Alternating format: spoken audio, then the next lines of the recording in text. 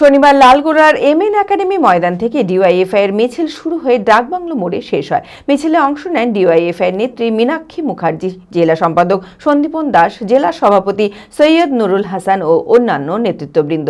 আগামী 21 থেকে 23 June DYFI এর 20তম রাজ্য সম্মেলনের প্রস্তুতির অংশ হিসেবেই এই কর্মসূচি অনুষ্ঠিত হয়। মানসিক স্বাস্থ্যের জন্য সবার আগে যে নামটি মনে ভেসে ওঠে, সুস্থ মনের ঠিকানা মনোবীক্ষণ।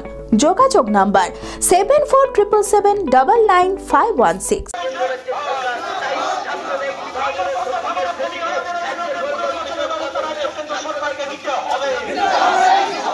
শনিবার লালগোলার এমএন একাডেমির ময়দান থেকে ডিওয়াইএফআই এর মিছিল শুরু করে ডাকবাংলো মোড়ে শেষ হয়। মিছিলে অংশ নেন ডিওয়াইএফআই নেত্রী মীনাক্ষী মুখার্জি, জেলা সম্পাদক সন্দীপন দাস, জেলা সভাপতি সৈয়দ নুরুল হাসান ও অন্যান্য নেতৃত্ববৃন্দ।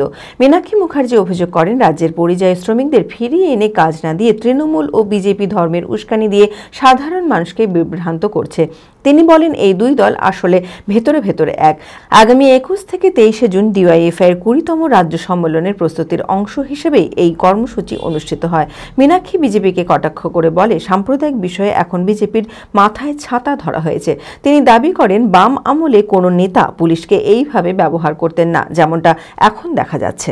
রাজ্যের পরিযায়ী শ্রমিকদেরকে নিজেদের রাজ্যে ফিরিয়ে আমাদের রাজ্যেই তাদের কাজের ব্যবস্থা করা, গোটা মুর্শিদাবাদ সহ আমাদের রাজ্যের সমস্ত সম্পদকে ব্যবহার করে বেকারদের হাতে কাজ তুলে দেওয়ার জন্য তাকে ব্যবস্থা করা, এবং যে দুর্নীতি এবং দুষ্কৃতি রাজকে পশ্চিমবঙ্গের তৃণমূল কংগ্রেসের সরকার পুলিশের ছাতার তলায় দাঁড়িয়ে কায়েম রাখতে চাইছে, এবং তার মাথায় যে বিজেপি ছাতা ধরেছে এবং ধর্মকে সামনে রেখে গোটা মুর্শিদাবাদ সহ পশ্চিমবঙ্গে প্রতিদিন দাঙ্গা করার প্ল্যান করাচ্ছে মানুষকে ভাগ করে দেওয়ার চক্রান্তের বিরুদ্ধে, তার বিরুদ্ধেই স্থায়ী এবং স্থায়ী কাজ ও নিরাপত্তার দাবিতে ডিওয়াইএফআই এর 20তম রাজ্য সম্মেলন পশ্চিমবঙ্গ রাজ্যে 21 থেকে 23 জুন অনুষ্ঠিত হবে। গোটা রাজ্য জুড়ে কর্মসূচি চলছে, লালগোলাতেও আজকে আমরা সেই একই কারণে উপস্থিত হয়েছি।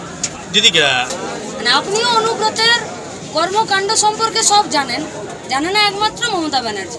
তার মানে মমতা ব্যানার্জি সব জানে, এটা ভুল। তাহলে মমতা ব্যানার্জি যেটা জানতে হয় সেটা জানে, যেটা জানার দরকার নাই, যেটা তার সুবিধার জন্য নয়, সেটা তিনি জানেন না। আসলে এই অনুব্রতরা হচ্ছে তৃণমূলের নেতা। এই অনুব্রতকেই তো তৃণমূল বলেছিল যে বীরের সম্মানে ফিরিয়ে নিয়ে আসবে, তাই তো?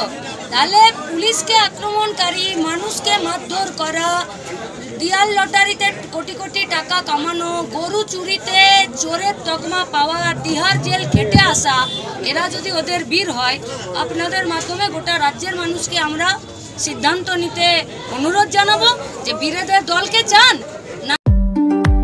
সিগমা মেডিকেল সেন্টার, আপনার সঠিক চিকিৎসায় অভিজ্ঞ চিকিৎসকেরা আপনার পাশে।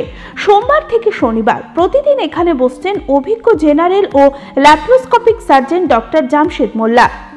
এছাড়াও জেনারেল ফিজিশিয়ান, স্ত্রী ও প্রসূতি রোগ, নবজাতক ও শিশু রোগ, কিডনির রোগ, ব্রেন ও শিরার রোগ, নাক কান গলার রোগ, ক্যান্সার, অর্থোপেডিক সকল প্রকার বিশেষজ্ঞ চিকিৎসকের সুচিকিৎসার পরিষেবা পাবেন সিগমা মেডিকেল সেন্টারে। অ্যাডভান্স প্যাথোলজিতে রক্ত পরীক্ষা, digital x-ray, USG, echocardiography, uroflowmetry, NCV, EMG, VEP, BERA পরীক্ষা করা হয়। 3 কিলোমিটারের মধ্যে রক্ত সংগ্রহের জন্য কোনো চার্জ লাগে না, আছে ফার্মেসির সুবিধা। আরও জানতে যোগাযোগ করুন Sigma medical centre, 2/1 KP Chattaraj road, judge court মোড়, বহরমপুর, মুর্শিদাবাদ। Mobile number 7548975691।